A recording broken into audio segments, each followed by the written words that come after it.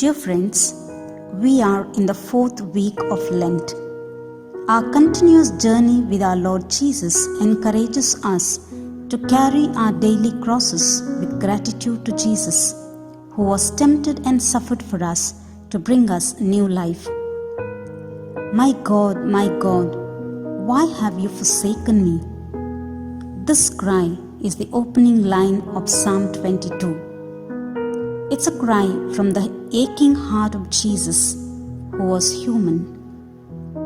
We will never fully understand what Jesus was experiencing at this moment.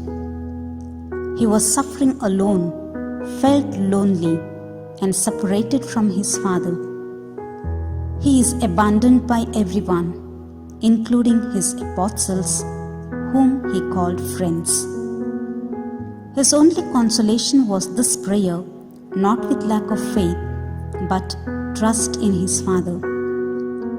But he had to face death by himself.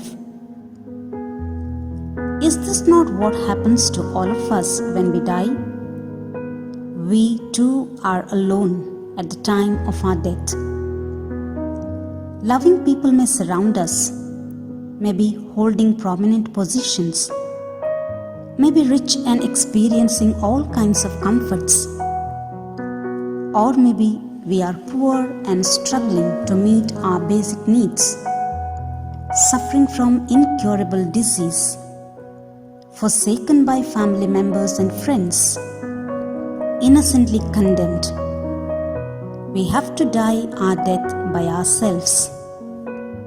Jesus, being human, entirely lives the human experience as we do, only to free us from the slavery of sin and eternal death. The cry of Jesus from the cross recalls the cry of all innocent persons who suffer.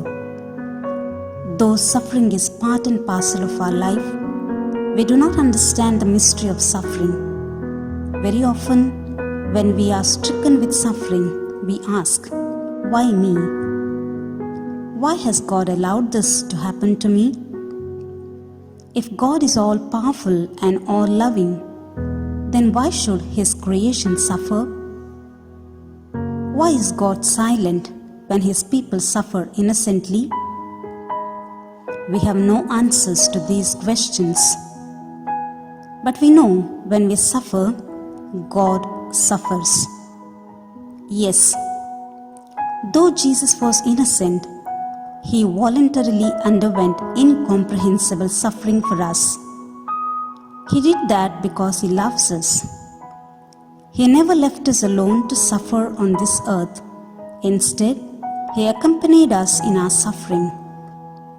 St. Paul says, "God made Him who had no sin to be sin for us, so that in Him we might become the righteousness of God."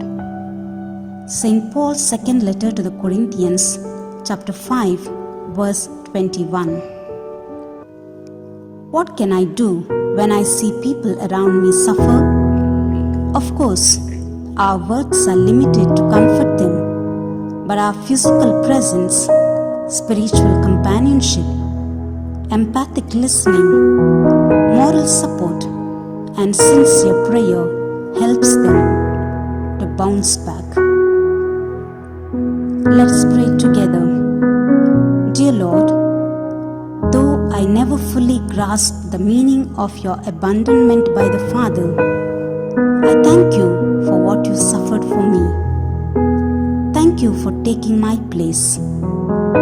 I offered myself to you with gratitude and remain with you in your loneliness on the cross.